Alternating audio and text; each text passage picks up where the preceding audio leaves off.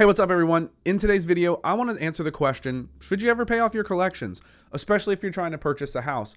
When it comes to collection accounts, there's a few key questions we need to ask ourselves before we go and pay them off, especially when it comes to buying a house, and we're going to dive into that. So first, let's talk about collection accounts and how we get there. So typically a collection account is going to occur because you did not pay a debt. Now, what happens is, let's say it's a credit card or even a loan program or a loan that you had taken out. You're going to go and you're going to have late payments, right? You're going to have a 30-day late payment, a 60-day late payment, a 90-day late payment, 120 days late. And then after 120 days, sometimes after 90, but definitely after 120 days, they're going to charge off that debt and it's going to go into collections. So what happens is when we go through the mortgage process or when we pull our credit to start thinking about buying a house or to start thinking about improving our credit, we see those collections and we think, man, I really need to take care of those. But the thing that you need to understand is that the negative information has already made the impact that it's going to make. And so when you have a late payment, even if it's 30 days, 60, 90 is really rough, 120 is really bad, you can lose as much as 80 points off of your credit score. So when we're weighing out whether or not to pay these collections, oftentimes we're doing that because we think that if we pay them, that the negative information will be removed, and that's not the case. The real issue, the real problem is the late payments themselves. And yes, collections can impact your ability to borrow, especially for a mortgage, which we'll talk about. But it's the late payments that have the worst impact on your credit score. And so the way that the credit scoring algorithm works is, do you have collections or don't you? That's it. There's no worse impact if you have 3 collections, 10 collections, 20 collections. It's do you have collections or don't you? And so if you have even one collection account, you're going to experience a negative ding versus 10 or 15. It's just, do you have collections or don't you? And so once the negative data has hit your report, it's kind of there. And so when we're trying to determine, should we pay collection accounts off, usually it doesn't make the most sense. And I'll tell you why. Because even once you pay off that information, the negative data is going to remain the same. Now, there are some exceptions to this. If it's a medical debt, because of new laws that have been passed, if you pay off a medical collection, they have to remove it from your report like it was never there. But that's the only collection type that's going to be that way. Now, there may be other times, maybe you have a collection with an electric bill, maybe you have a collection on a credit card where you can, we'll talk about this, work with the lender to agree to delete the collection if you pay it. But most of the time, in my experience, they will not agree to this, especially in writing, which is what you would need in order to be able to provide that to the credit bureau if they don't do what they say they're going to do. So when it comes to, do I pay off these collections account, you need to ask yourself, how is it going to impact me? So let's say that the collection account is $3,000. Maybe you can enter into a settlement offer with the company for $1,600. They're not going to delete anything, but they will agree to stop pursuing you for the debt. Well, that's a great thing, right? Because now you're getting, close to 50% off of the amount that you owe.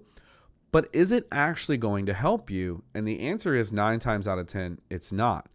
First of all, you're going to use up good money that you have saved up, right, in order to purchase a house towards your down payment, towards your closing costs. And honestly, sometimes that money is better in your pocket. The second thing is that oftentimes what happens, and this is why paying off collections can be so dangerous, is it's going to show more recent activity on that collection account, which can actually negatively impact your credit score. And what they're going to do is when you make that payment, it's going to update the date of last activity to whatever that date is. That's going to show a more recent date. And so now all of these old late payments that have kind of fallen off because of how old they are, well, now that date of last activity gets updated, and then ding, ding, ding, now your score drops 50 points or it drops 30 points or whatever it is. So you have to be very careful with paying off collections as a result of that. The only time that I would recommend any borrower pay off a collection is if there's no way to move forward without it, which we're going to talk about how loan programs view collections, and the company agrees to delete the collection account off of your credit report if you pay them in full. And that, friends, is the difficult part, because many companies may even agree to it verbally over the phone, but getting them to agree to it in writing, a totally different thing. So there's this kind of balancing act of having to do it on good faith, realizing you could get yourself in a pickle. They could not honor their agreement and just get the money from you, right? So with that being said, let's talk about how lenders treat collection accounts. Now, again, this is going to be determined by what loan program you're going with. But predominantly, if you've got credit issues, you're most likely going to be looking at FHA or USDA, or if you're a veteran, VA. So we're not going to talk about VA because they don't really factor in collections too much, but FHA and USDA do. And so here's the rules with collections when it comes to those two top loan programs. With FHA and USDA, if it's a non-medical collection and the balance of all of your collections, whether you have 1 or 5 or 10 or however many, is more than $2,000, then each collection account will be taken 5% of the total balance and then added into your debt to income. And as long as you still qualify with those payments being added in, you can still qualify for the loan and you don't have to pay off the collection. Now, there are exceptions to this, like child support and student loans. Basically, if it's a debt that you owe the government and it's in collections, you're automatically rendered not able to purchase a home until those student loans, that child support, comes out of collections. So really important to note that. But for everything else, all non-medical collections over $2,000, we take a 5% payment based on the balance of the collection account and add that into your DTI. If it's under $2,000, they're not considered at all. If it's medical collections, they're not considered at all. Conventional loans, most of the time, they're going to want you to pay off those collections. It will be in the findings. So that's one of the reasons why when you have a lot of collection accounts or even one collection account, if you have those, conventional loans may not always be the best option. So that's in a nutshell how lenders treat collections. And you also know now whether you should even consider paying them off. 9 times out of 10, no, you shouldn't. You should leave the collection accounts alone and focus on other things. Now, there are other options that you have, right? You can do a few different things. And if you were to call a credit repair company and pay them money, a lot of what they're going to do is going to revolve around disputing those collections. And so what they do, and you can do this yourself, is they go into these credit bureaus, TransUnion, Equifax, Experian, and they dispute all these different collection accounts because typically they don't all report the same information. Maybe one reports a different address. Maybe one reports a different amount. And so what these companies do is they go after the inaccurate information being reported in hopes of getting them removed. And oftentimes they can get them removed. But what happens, and what you have to be mindful of if you choose to dispute the collections, is these companies monitor your credit activity. A lot of them do, especially if it's a sizable debt.